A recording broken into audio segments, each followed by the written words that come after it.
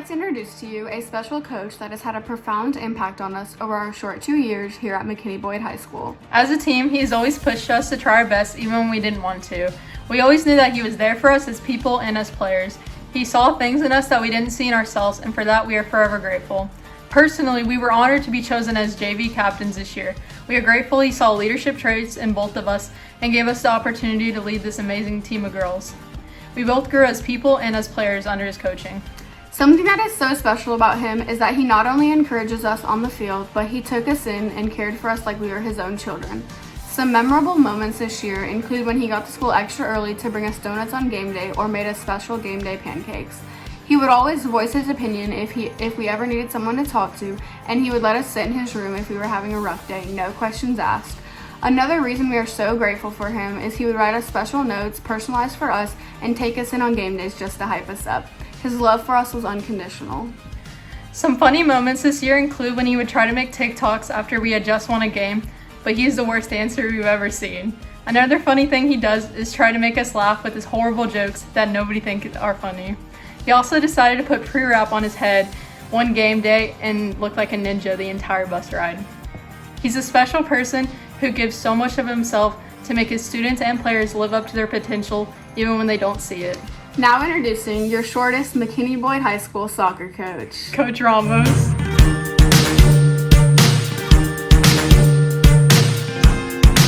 Kind of just going with what everyone else is probably going to say. It's a giant family. I mean, from the coaching staff to administration to the kids, to the community and the parents. I mean, everyone feels like just so welcoming, and you know, you feel like you never feel like you meet a stranger, no matter which part of the program you're involved with. It's a big family. So that's probably my favorite part.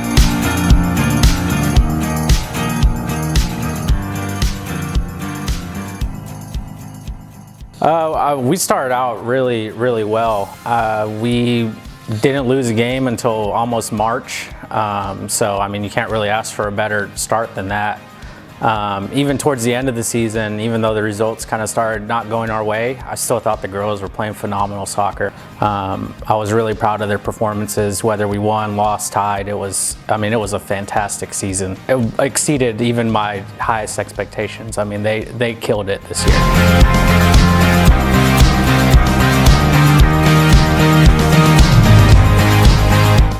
There was probably our first scrimmage against the Varsity in December. I mean, we didn't really know what it was going to look like. We only had 3 players coming back from the JV from last year, so we had 19 new kids. It was basically a whole new team, and I remember we come to like the halfway point, and we're up 1-0 on the Varsity, and Coach Wilson is like seething on the other side.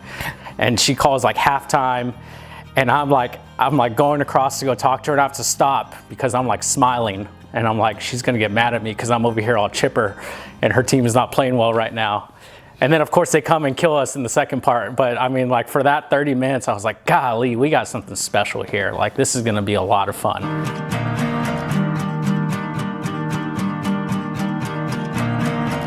I think in the beginning, it was just kind of getting everyone on the same page. Like I said, we kind of took kids from the JV Red from last year. We had a couple kids from the JV from the year before. We had 7 freshmen on the team to start out with. So it was kind of mixing all of their talents and personalities and finding a way to create a family. And I think that was kind of our strong suit, was we had a really family vibe.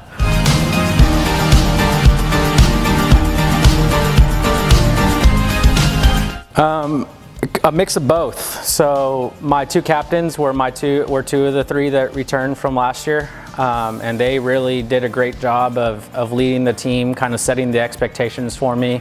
I'm sure that they were tired of me being in their ear all the time. I mean, a couple of times I'm pretty sure they were like, just shut up, man. And then, you know, we had the kids from the JV Red from the year before that, I mean, the way that they just developed and continued to grow, and they did phenomenal. And then the freshmen that we had, every freshman we had on the JV played a huge role. I mean, our leading goal scorer was a freshman, our defensive MVP was a freshman. I mean, they all were phenomenal. So I think our success was down to the fact that everyone had a big part to play we had 13 different kids score a goal and 17 different kids with an assist. So that kind of just goes to show you, how much of a team effort it really was.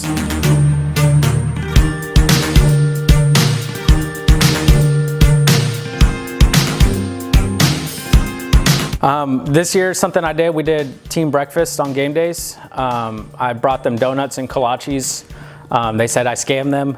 They don't understand how expensive food actually is when you're feeding 20 teenage girls. A couple of times we made pancakes. I got talked into making chocolate chip and blueberry pancakes, and now I have pancakes every morning. So I guess it worked out. But it was a lot of fun having all of them in my room early in the morning, getting them to kind of bond as a team. And then of course we had the team dinners. Our tournament, when we went to the Mesquite tournament, that was a lot of fun. I thought that was kind of a big bonding experience for us, spending all that time on the bus together, time in the stands, everyone really just getting to know each other.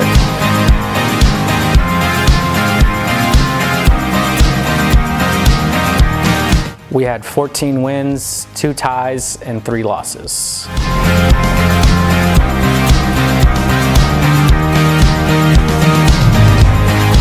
Man, this group has a bright future. I mean, not only that the results go their way, just the way that they played. I mean, and a lot of it was just them. I mean, they improvised, they found ways to win games.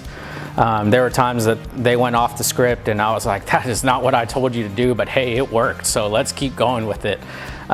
So I mean, they have a bright future, and if they keep working, this group can be really, really special.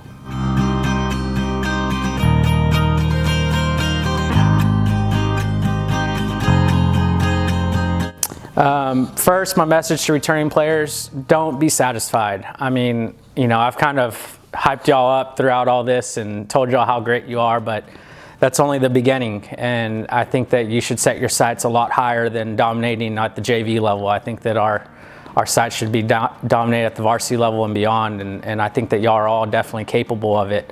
And so just keep working, because it can be a lot of fun and it can be something really, really special. My thank yous. First, I got to start off with thanking Coach Wilson. She has taught me a lot about being a coach. Everyone still gives me a hard time. They're like, gosh, Ramos, you're like a kid. So she kind of helps me grow up and kind of grounds me and reminds me that I'm in charge of 20 high school kids. And so, but she's taught me so much, and I just can't thank her enough. And then having Coach Braddock there as well, she kind of always was my emotional support there on the sideline, kept me happy, kept me in a good mood. So I mean, just the balance between the coaching staff was amazing, and I can't thank the both of them enough. Some other thank yous: parents. I mean, thank y'all for the support, y'all's kind words. Whenever you feel like you have the parents behind you, it really empowers you and makes you feel like you can do a lot of things. And I think that having that support was huge for me, for our girls, for the program. And then my last thank you is, and the biggest thank you is to my players. I mean, I couldn't have done anything without y'all. I mean, I'm nothing without y'all, so I can't thank y'all enough. I mean, this was the most fun I've had coaching, and it's all because of you guys. So thank you guys so much.